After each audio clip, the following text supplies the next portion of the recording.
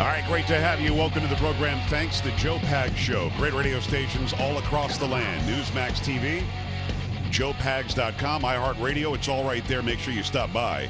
Glad to have you along for the ride. So here we are. We're less than 4 weeks to the election, and we've got full radical mode underway, divide and conquer, go after the other side, take them out any way you possibly can. And to that end, I wanted to have on author, New York Times best-selling author, David Horowitz. The brand new book is The Black Book of the American Left, Volume 7 now, The Left in Power, Clinton to Obama. David, how are you? I'm pretty good.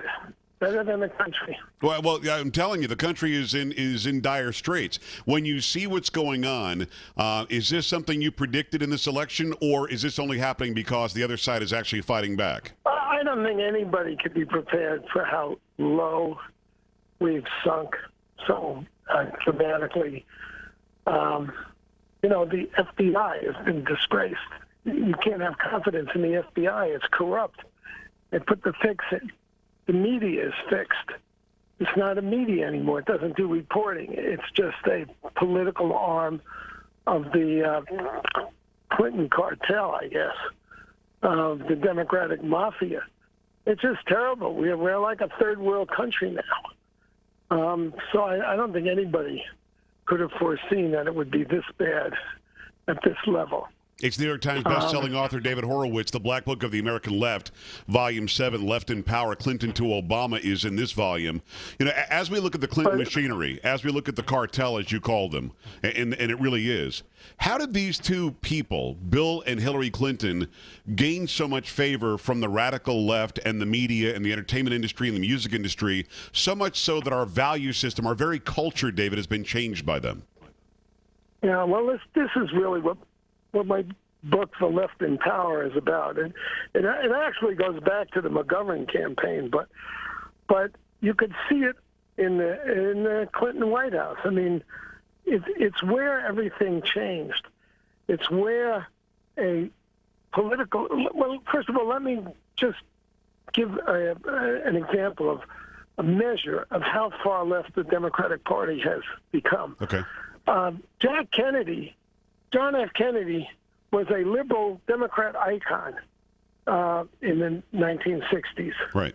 Jack Kennedy was a militant anti-communist. He would have been for fighting the war against radical Islamic terrorism, big time. He was a hawk on defense. He had the largest military buildup in peacetime history.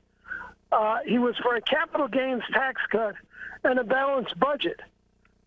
He would be called an arch right-wing conservative today if he were alive by the media and by the Democrats. The Democratic Party, Bernie Sanders, lifelong supporter of communist causes. Tim Kaine, the vice presidential candidate, lifelong supporter of communist causes. Huma Abedin, Hillary's right hand, who will be either her chief of staff or secretary of state, a Muslim Brotherhood operative. They turned the Middle East over to the Muslim Brotherhood and the forces of evil. Obama and Hillary did this. They stripped our, we gave thousands of lives in Iraq and spent trillions of dollars. And they gave up our base and the 20,000 troops there who would have snuffed ISIS at the outset. They are responsible for hundreds of thousands of deaths in the Middle East and 20 million refugees on their watch. And that's just the beginning of what they have done. Yeah, but I want to interject this. I've got to ask you this, David. And again, New York Times best-selling author David Horowitz, get his latest in it's Volume 7 of the Black Book series. I've got to ask you, why? Why would they want to do this? Why on earth would they want to melt down the Middle East? And why would they be pro-Islamic terrorism? Because they're delusional. They don't look at it that way. Why did millions of Americans support the communists? You might ask. It's the same thing. They're delusional. They don't see what the enemy is about, do they? Why are they importing Syrian refugees where they know damn well that there's no vetting system? And all the studies, all the surveys, all the Pew polls show that something like 40% of the Muslim world is supporting the holy war against us. Oh, and ISIS, 20% of the and David, Muslim listen, world is- ISIS has said, we are infiltrating the refugees, and we're going, okay, that's cool, let's bring some more in. It doesn't make sense. The bad guy says, they've told them, we're going to infiltrate. Exactly. So why are they blind? Because in their view, how do you put it? Here's the difference between a conservative and a so-called progressive or liberal or leftist or Democrat. Okay. They believe that society, that when things go bad, it's society's fault. Conservatives understand that we are society. We're the problem. You have people who are deceitful. They have normal people lie a lot. They're deceitful. They're greedy. That's why we have religions, to try to control those impulses. You can't change the world for the better. You can't create the kingdom of heaven on earth with human beings. You have to have a divinity that does it. That's the difference. But they think and there's a serious push. Can do it if they, and there's a if serious. They lie to people. I think there's a little bit of a delay, and every time I interject, it takes a second, and I apologize for talking over you. It's David Horowitz, a New York Times best-selling author. I wanted to jump on what you were just saying. There is a serious push in this country to tell people who are religious or spiritual that you should not be. And if you are, you should stop talking about it. And even if you are religious and your religion says be against abortion, let's say, still say that you're pro-choice, because how dare you tell us, what we can do with our bodies, or that we don't have the right to choose. There is a serious push to divide us on religious lines, to de-religious or devaluize or devaluate our society. But David, it's worked. See, here's the problem. You and I can agree that the vast majority of us believe in something. Schools. Is that why? Because they control the schools? I've written 5 books about the schools, mainly the universities, but that's where all the teachers come from. And they're run by communists now. And I say this as the son of communists. I know what my parents thought. And the teacher unions think exactly the way my parents thought, and often they're the same damn people. And that's what's going on in our schools. They're turning our universities into safe places. What does that mean? It means no conservative thought allowed. We're going to protect everybody from even hearing the other side. I can tell you, I can't go to a college campus without bodyguards. No, I believe it. I would never get through a speech, and I probably wouldn't get out, intact. I've been physically attacked there, but I'm not, it's not me. Of course, I'm slandered, and just like every other conservative. The war against democracy. That's what the Democratic Party is about. That's why they want to defend voter fraud. Why can't we have IDs for people who vote so they don't vote twice and 3 times? And we know it's a massive problem. Well, David, I don't know if you heard, but because IDs are racist somehow. Somehow Hispanics and black people and older... Hold on a second. Because black people and Hispanic people and older people and younger people and women don't know how to get an ID. You didn't know that? Because they're idiots, right? That's what the Democrats That's what the Democrats want us to believe. I know, but you don't have Republicans confronting them. Not until Trump. That's the biggest problem. They say these things. Well, you need IDs to get welfare. You needed to get your EBT card. You needed to get Sudafed. I mean, come on. Right, exactly. So it doesn't make any sense. It's David Horowitz, New York Times bestseller.